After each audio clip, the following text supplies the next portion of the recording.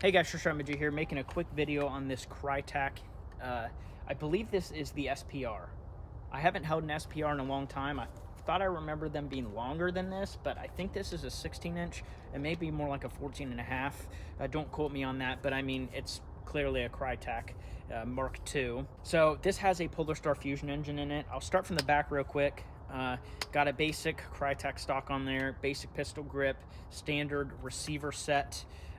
It does have a HPA, what is that, speed trigger brand. I did adjust the screw on it, shortened it. It shoots really great, very short trigger pull, and it uses one of those little springs on the back, so it's a very light, it's basically just the resistance of the button really, and plus a really small spring. Standard magazine catch, nothing different there. Non-functional bolt lock. I did have to change the selector switch out because you have to when you put a Fusion engine in a KRYTAC. It does have an angled foregrip on the front. He did say he has an optic for it. I can't remember what brand, but he does have an optic. And I think he even said he had a flashlight on here, which I think is kind of pointless considering this is an outdoor gun, unless you play at night, which makes sense, but I wouldn't put one on here permanently. And yeah, so that's that. He just didn't want to ship it to me with all the accessories, which is definitely a smart thing. Looks like there is a muzzle brake slash flash hider. It looks like a combo. It almost looks like one of the LandTac.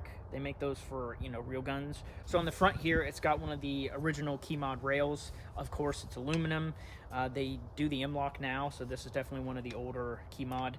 It has an AFG on the bottom. Hop up in here is a Pro one. It has the stock barrel and it has a Prometheus purple bucking. I would say it shoots almost 250 feet. It shoots really far. Fusion engines are kind of always like that, and Prometheus purples are fantastic. Inside of the engine, again, it's got the speed trigger. It has the red, white, and blue IGL integrated line, and it also has the blue nozzle, which is stock, black poppet, which is stock. I wish he would have gotten the red nozzle, red poppet, but that's neither here nor there. He also had me install a S2 Lightning banjo, so it does have that, which increases the efficiency. I think they say like between 20 and 30%, which is good. It would have been even better with a red nozzle and red poppet. In my opinion, red poppet is more important than a S2 banjo. In my opinion, some people may agree or disagree, either way. I would rather, let's say this engine was mine, I would rather do a red nozzle, red poppet, and just the standard valve, no QEV.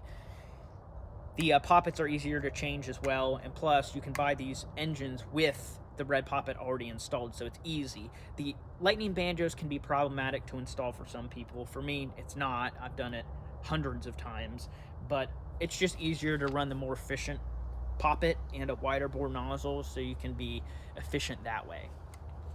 But he had already ordered the parts, so no big deal. I just installed what he sent. I'm going to be shooting with a KRYTAC high cap, a GMP high RPS mid cap, and he sent this KWA K120. I don't like KWA mags. I don't make that a secret. I hate KWA in general, to be honest. But this fed just fine. So they are all loaded with .3 BBs. The field limit is, unfortunately, he said pretty much everything is semi-auto only, which is unfortunate, especially for like an open play. It's just ridiculous that you can never use full auto. I mean, I get if maybe 70% of the games are semi-auto only, and then 30 or they allow full auto. That's the way I think of things, especially for an open play. There's no reason to do semi-auto only for freaking open play. It's just stupid.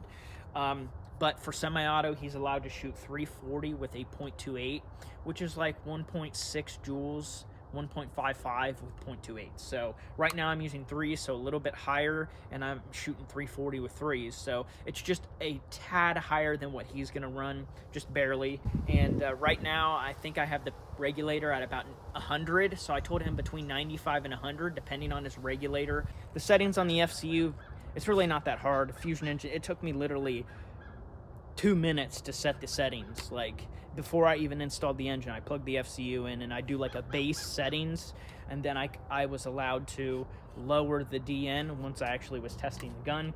I have it set for 35 RPS just so he can, you know, play around with it. Of course, the field that he plays at doesn't seem to allow it. He said something about if you run really low FPS, they allow it like 1 joule, which is kind of too low in my opinion.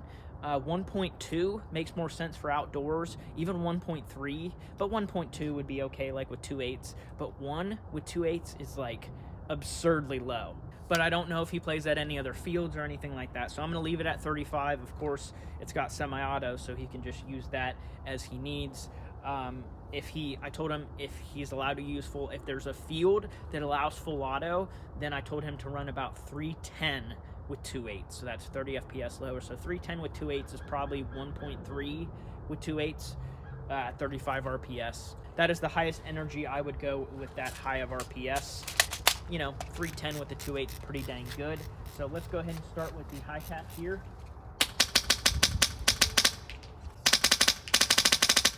So that's the cool thing about an HPA gun. You really can shoot super fast, even though it's semi-auto only at a field. You still have that advantage of spamming, if you will.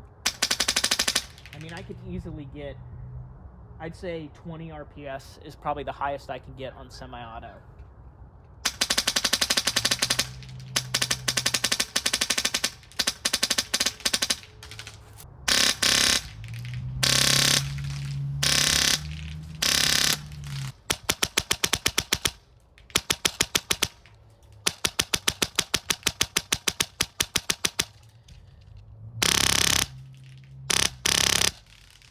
All right, so now we're gonna do some long range here. 3 times magnification is the best I can get, and I'm on 60 frames frame rate or whatever, so you should be able to see the BBs the best. I am using his KWA K120 right now, still with the .3s.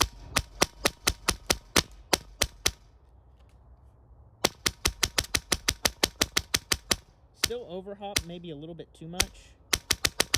I brought the hop up down a little bit. Let's see if that's any better. Yeah, it's a little bit better. At least 250 feet, I'd say. All right, I'm not gonna bore you any longer. I mean, this thing obviously shoots absolutely perfect. I was at 1500 PSI when I started, and now I'm at 1000. So that's about like a PSI per shot, because 300, that's about, I'd say 500 BBs total is what I shot here when I was at 15, and now I'm at maybe 11, just over 1000. So give or take a PSI per shot. So that's efficient enough.